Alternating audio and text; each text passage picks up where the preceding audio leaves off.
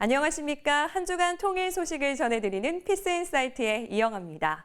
오늘 통일 현장에서는 의사소통에 어려움을 겪고 있는 탈북민에게 희망을 주는 특별한 수업을, 통일의 뿌리에서는 남북한의 추석에 대해 알아봅니다. 조금씩 내뱉으세요. 파! 파! 파! 파! 파! 안 나와. 다시 한 번요. 이게 익숙지가 않아서.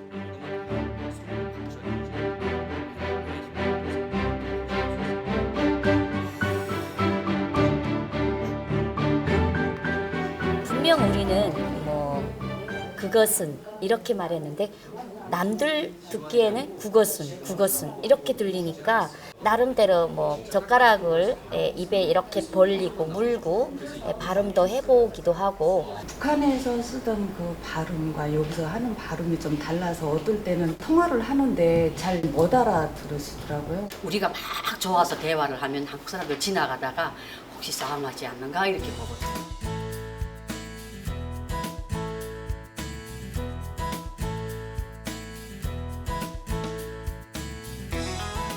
통일운동단체 세조위는 탈북민의 한국 사회 정착을 돕습니다.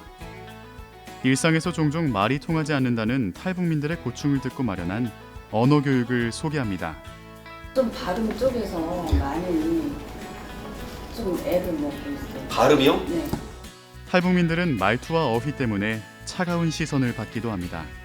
양 때문에 좀 고민이 많으신 분도 있고, 어떤 분은 좀 자신감이 없어서 남하고의 어떤 대화가 좀 불편하다든가, 언어가 조금씩 바뀜으로써 이분들이 좀 더 사회생활에 자신감을 얻고, 그러다 보면 이제 주변 환경이 변하지 않습니까? 남한 사람들과 더 교류도 맺고 친분도 맺고 하시기를 저는 좀 기대를 하고 있습니다.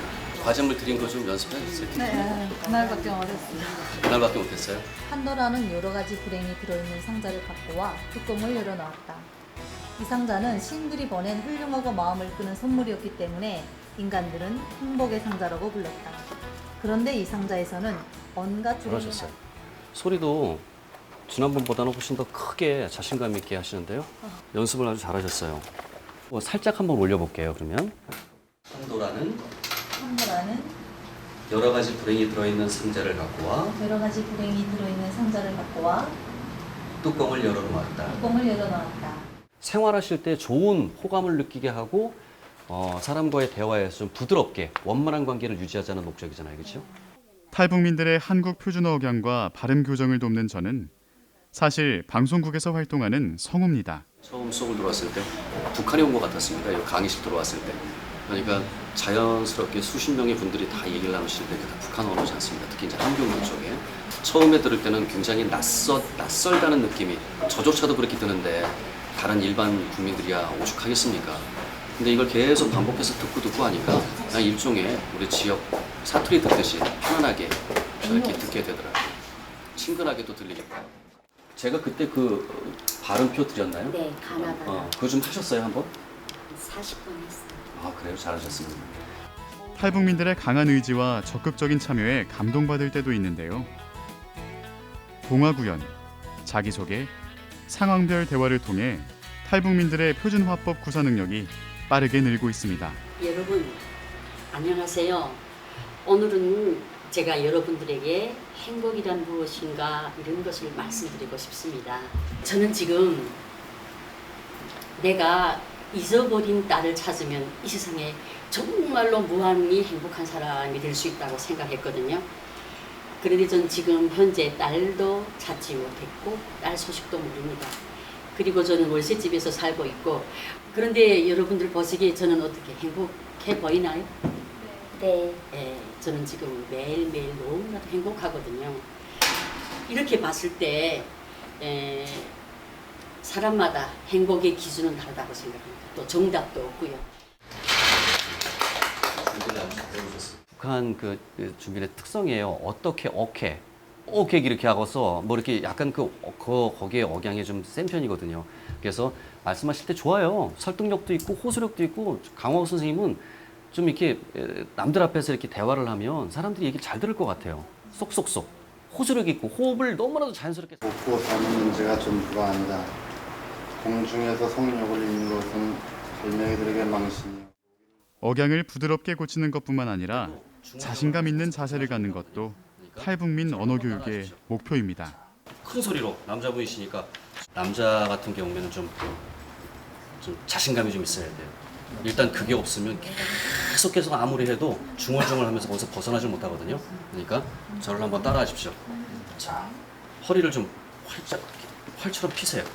피고 어깨가 자연스럽게 넓어질 겁니다. 이 상태에서 숨을 크게 들이마십니다. 끝까지 못 들이마실 때까지. 그럼 정지. 자, 그 다음에 끊습니다. 토막으로 배가 출렁이게 팍! 팍!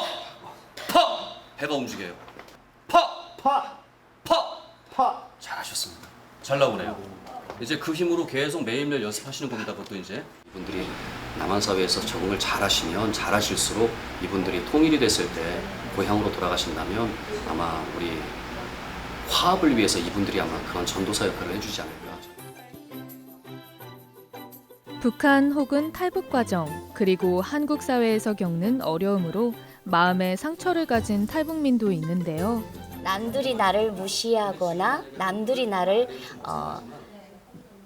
다른 시선으로 바라보는 느낌을 받을 때 좀 이렇게 막 이렇게 좀 성질 났을 때 조금 그거를 어떻게 내가 다스리는가.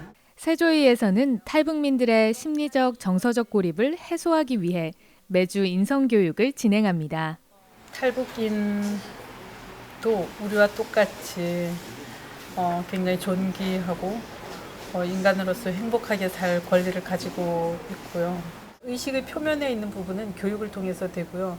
의식의 아래, 잠재의식과 무의식에 있는 부분은 치유 작업이 필요해요. 지금 오늘 이제 활동을 영웅 따라 배우기라는 걸 할 건데 영웅이 됐다고 하면 노동신문하고 TV에서 영웅으로 결정이 됐다고 공화국 법령으로 발표해요. 영웅이 되었다고. 나라에서 발표한 사람만 영웅이 예, 되는 맞아요. 거예요. 예. 대표적인 영웅은 이제 김일성, 김정일, 김정은이고 그 외에도 그와 같은 정신으로 살았던 사람들은 다 영웅이고 지금 이제 말씀하신 그 영웅도 다 가르쳐 준서 교과서에서 배운 영웅이지 실제로 이제 여러분들이 막 탐구한 영웅이 아니지 않을까. 북한에서 주관 없이 정해진 영웅만을 존경했던 이들이 이제는 자신만의 위인이나 멘토를 찾습니다. 제가 책을 많이 보면서 반기문 사무총장에 대한 그분이 쓰신 저서도 보고 모델이라고 항상 생각을 했어요. 저희 세소의 신민여 대표님이에요. 참 여성으로서의 강인하고 하오 있고 그 활동을 하시는 거 보면 정말 저희가 배울 점이 많고. 통일로 가는 길에 무수히 놓여 있는 장벽들. 누구도 넘지 못할 것 같은 분단의 벽을 일상 속에서 조금씩 허물어가고 있습니다. 내 나이는 60이거든요. 60이고 온 지가 이제 몇 년밖에 안 됐잖아요. 끊임없이 배워. 끊임없이 나를 알아가는데 모든 것을 집중할 수 있는 그러한 대로 저는 목표를 지어가지고 통일에 좀 더 보탬이 되는 그런 한 사람이 되고 싶어요. 화이팅! 화이팅!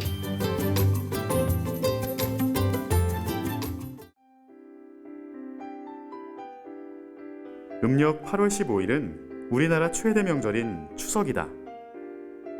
온갖 과실이 열매를 맺고 오곡이 무르익는 이 시기가 되면 우리 민족은 풍작에 대한 감사의 뜻으로 온 가족이 모여 햇곡식과 햇과일로 조상께 차례를 지내왔다.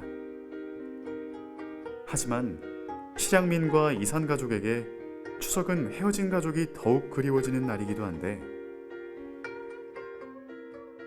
더도 말고 덜도 말고 한가위엔 함께일 수 없을까? 하나 될 그날을 꿈꾸며 남북한의 추석 풍경을 살펴본다. 남한의 추석은 고속도로 정체로 시작된다 해도 과언이 아니다. 추석 연휴를 맞아 고향에 있는 가족과 친지를 만나기 위해 그야말로 민족 대이동이 시작되는데 그렇다면 북한에서도 추석맞이 민족 대이동을 할까? 저희가 한 민족이었잖아요. 그렇기 때문에 조상들 만나러 가지 않을까? 교통이나 뭐 이런 시설들이 아주 낙후됐다고 하더라고요. 그래서 제가 제 생각에는 그렇게 많이 밀리거나 뭐 정체가 있을 것 같진 않아요. 정답은 북한에는 추석맞이 민족대이동이 없다. 북한에서는 추석이 사회주의 생활 양식에 어긋난다는 이유로 60년대까지 금지된 명절이었다는데 북한도 이제 우리와 같은 민족이니까 1960년대 초반까지만 하더라도 이제 민속 명절로 지켜왔거든요. 그런데 이제 1967년 되면 이제 김일성 지시에 의해서 봉건주의 잔재를 뿌리 뽑아야 된다. 그러니까 민속 명절은 사회주의적 생활 양식에 이제 어긋난다는 명목으로 폐지를 한 것이죠. 그러다가 이제 1972년 되면 이제 남북 대화가 시작되잖아요. 이제 남북 간에 이제 가까이 접근을 하게 되고 북한이 점차적으로 이제 계급보다는 이제 민족을 중시하는 정책을 이제 추진하기 시작해요. 민족을 강조하게 되니까 자연히 민속 명절도 강조하지 않을 수 없는 상황이 된 것이죠. 북한은 88년에 이르러서야 추석을 공식 민속 명절로 인정하고 음력 8월 15일 추석 당일 하루를 공휴일로 지정하고 있다. 하지만 딱 하루만 쉬는 북한의 특성상 차례를 따로 지내기보다 추석 당일 아침 일찍 성묘를 떠나는 게 일반적이라고. 규모에 있어서 조금의 차이는 있지만 가족이 모여 조상에게 감사하는 마음만큼은 남북한이 똑같다. 추석하면 절대 빼놓을 수 없는 음식.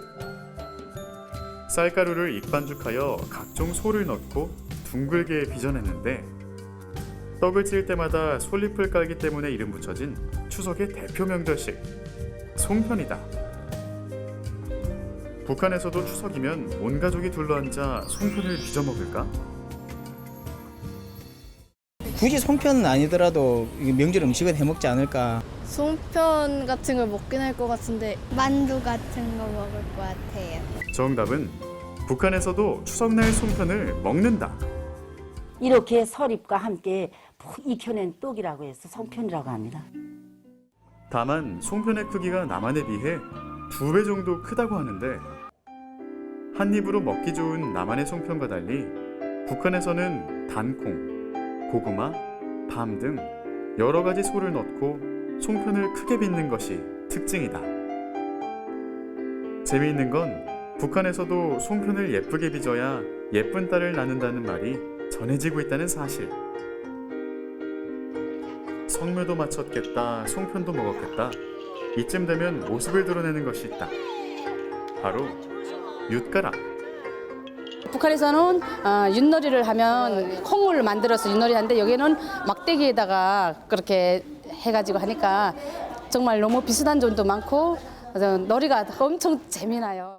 마음속은 너무 고향 생각이 나서 막 웅웅 울고 싶은 심정이거든요.